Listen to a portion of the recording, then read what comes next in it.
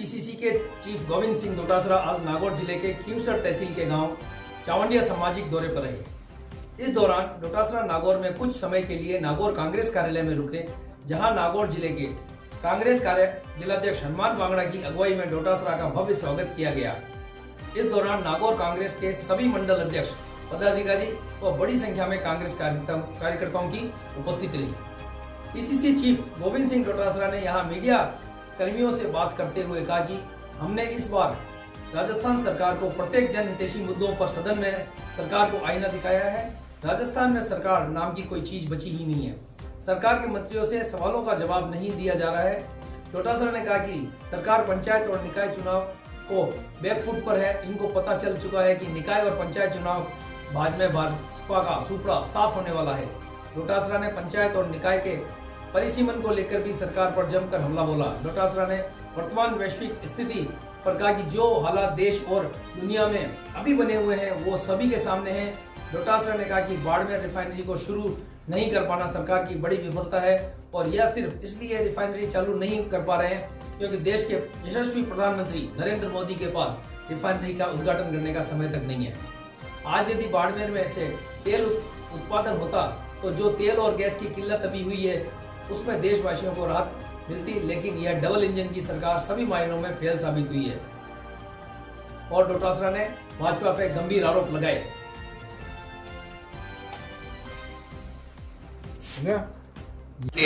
Refinery, पहली बात तो जब बीजेपी का कार्यकाल था, सत्ता थी और वसुंधरा राजे जी ने जानपुर के 5 साल रिफाइनरी को लेट किया। सोनिया गांधी जी ने जब शिलान्यास कर दिया था, उसके बाद में सरकार बदल गई तो 5 साल तक वो लेट किया। और अब जब रिफाइनरी बन चुकी है तो केवल मोदी जी उसके उद्घाटन के लिए समय नहीं दे पा रहे हैं और मुख्यमंत्री भजनलाल जी की हिम्मत नहीं है कि वो बिना देश के प्रधानमंत्री जी का समय दिए वो उसका उद्घाटन करें। तो जानबूझ करके इनकी गलत नीति के कारण से और देश के प्रधानमंत्री जी का राजस्थान की तरफ ध्यान नहीं होने की वजह से ये रिफाइनरी चालू नहीं हो पा रही है, जिससे लोगों को गैस की भी तकलीफ है, पेट्रोल की, डीजल की भी बड़ी तकलीफ आने वाली है। कॉमर्शियल सिलेंडर तो बंद ही कर दिया, आपूर्ति बंद कर 200 रुपये के लगभग बढ़ा दिए, वो तो अलग बात है, महंगाई तो बढ़ी गई, लेकिन आपूर्ति बंद कर दी। और 60 रुपये हमारी घरेलू जो गैस है उसके भी पैसे बढ़ा दिए हैं। पेट्रोल और डीजल के दाम बढ़ने वाले हैं, आम आदमी परेशान है। जो विवाह शादियों का सीजन है उसमें सब लोगों ने बुकिंग करवा रखी है, लेकिन खाने बनाने के लिए कॉमर्शियल गैस सिलेंडर उपलब्ध है। नवगठित जो श्री बालाजी और अलाय ग्राम पंचायत है, पंचायत समिति है, जिसके मुख्यालय को लेकर करीब 2.5 महीने से लोग हैं जिला मुख्यालय पर धरने पर बैठे हैं। अभी तक कोई सरकार निर्णय करने नागौर सहित पूरे प्रदेश में जो परिसीमन हुआ है वो राजनीतिक द्वेषता से हुआ है, नियम विरुद्ध हुआ है। जो परिसीमन की गाइडलाइन है उसको तोड़ करके हुआ है। सैकड़ों की संख्या के अंदर रिटें ग्राम पंचायत, पंचायत समिति, जिला परिषद, वार्ड, नगर पालिकाओं का जो सीमांकन बढ़ाया गया, सीमा बढ़ाई गई, उनके हैं। आज भी सुप्रीम कोर्ट में है, वहाँ पर सरकार की तरफ से अपील की गई है। हाई कोर्ट ने 15 अप्रैल को चुनाव कराने के लिए कहा है। हाई कोर्ट में बार बार यही कह रहे थे कि हम पालना करेंगे, पालना करेंगे। इन्होंने एक भी परिसीमन के नियम की पालना नहीं की। और सबसे बड़ी तकलीफ की या निंदनीय बात यह है कि सरकार ने नहीं कर करके सरकारी अधिकारियों के साथ राजेंद्र जी राठौड़, अरुण चतुर्वेदी जी, दोनों भाजपा के जनता के नकारे हुए नेताओं ने ये पूरी सीमन किया है और राजनीतिक द्वेषता से, जातिगत आधार से और पता नहीं क्या क्या उन्होंने लगाया है कि नियमों की धज्जियां उड़ाई हैं।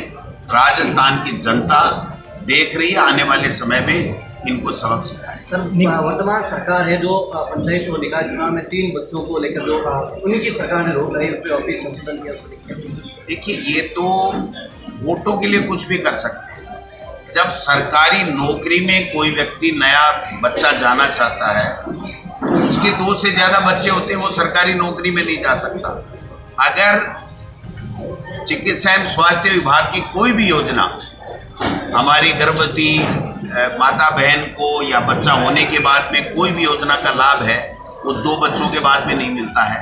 तो जब सरकार के केंद्र और राज्य सरकार की किसी भी नीति का 2 के बाद में तीसरे बच्चे को वो लाभ नहीं दे पा रहे हैं और नौकरियों में भी 2 के अलावा 3 होते ही वो अयोग्य हो जाता है नौकरी पाने का, तो केवल चुनाव लड़ने में करने के लिए वही भैरू सिंह जी की बात को उन्होंने यूटर्न लेकर के उनको बदलने का जो काम किया है, मैं समझता हूँ केवल राजनीतिक लाभ लेने के लिए किया है, लेकिन इनको राजनीतिक लाभ भी नहीं मिला।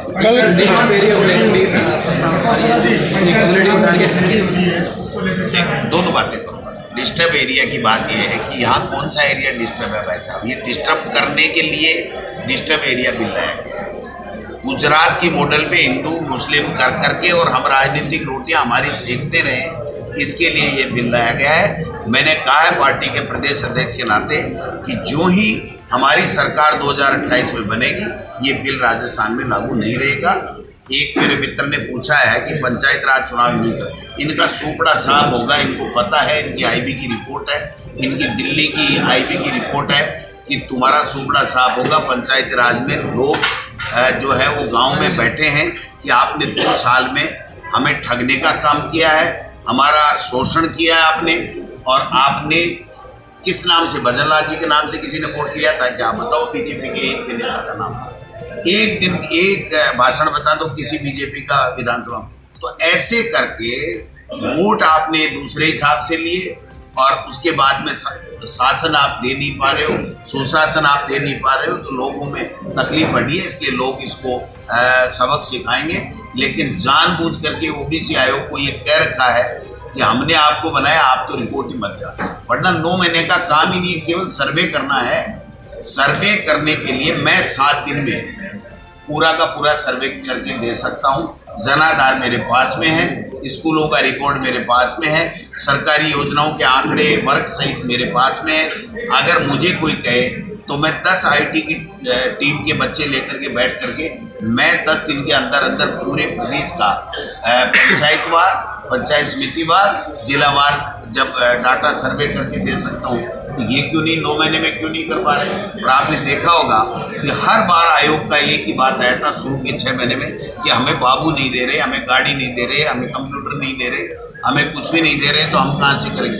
यानी इनकी नीयत खराब है, ये चुनाव नहीं कराना चाहते हैं, इसलिए ये डिले कर रहे हैं। लेकिन हम लोग इनका पीछा नहीं छोड़ेंगे, सड़क और सदन पे दोनों जगह हम इसका विरोध करेंगे। जरूरत पड़ी तो हम सुप्रीम कोर्ट में भी जाएंगे और चुनाव करवाने पर। कल खरा जी ने वो लिख के देते, वो ये लिख के देते कि हम असक्षम हैं, हमारी सरकार ओबीसी का जो कमीशन बना उसको सर्वे करने के लिए संसाधन नहीं दे सकती है। और 2024 के जनवरी से ये बैठे हैं, तो 2026 आ गया, इन्होंने ओबीसी आयोग का गठन क्यों नहीं किया? उसको संसाधन क्यों नहीं दिए? क्या 10 साल थोड़ी लगते हैं? उत्तराखंड में और दूसरे मध्य प्रदेश के अंदर 4 महीने के अंदर ओबीसी का सर्वे हो गया, तो इनका सर्वे क्यों नहीं हो पा रहा है? हम क्यों लिख के देते हैं? हम तो कहते हैं कि ओबीसी का जितना उसका हक बनता है उसको ओबीसी को दिया जाए, SC ST का जितनी पॉपुलेशन है उसमें SC ST को दिया जाए। हमारे नेता राहुल गांधी जी तो पहले से कह रहे हैं कि जिसकी जितनी हिस्सेदारी उसकी उतनी भागीदारी होनी चाहिए। जिस तरह ईरान और इजराइल का युद्ध चल रहा है, देश संबंधों में कीमतें बढ़ी है, कांग्रेस क्या कर रही है, विरोध क्यों नहीं करती सड़कों पर? भाई मैंने आते ही कहा ना कि कल और परसों 2 दिन तक जिला कांग्रेस कमेटियों में पुतला का दहन होगा, धरना प्रदर्शन होगा, आगे की रणनीति हम बना रहे हैं, जन जन तक जाएंगे, विरोध भी करेंगे और इनको मजबूर करेंगे कि गैस सिलेंडर जो उपलब्ध कराए जाए, ये महंगाई पर रोक लगेगा। ठीक है।